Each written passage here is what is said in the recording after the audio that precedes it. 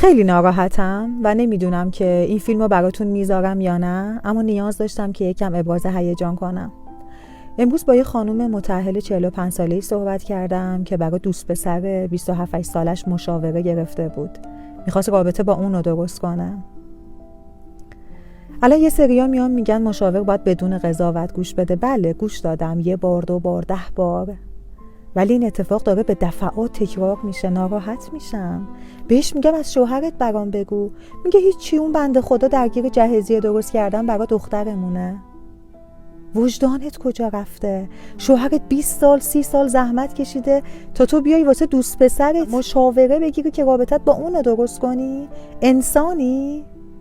توجیهش چیه؟ این که والا ما لذتی نبردیم، همه لذت رو شما بردیم.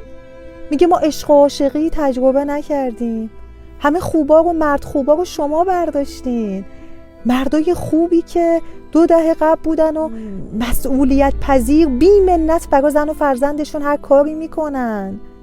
اگه شوهرت لوسپازیای این دوست پسر جوون تو بلد نیست، چون تو تمام طول زندگی داشته کار میکرده و زحمت میکشیده تا بتونه آینده تو و فرزند تو برای تأمین کنه، قدرشو بدون.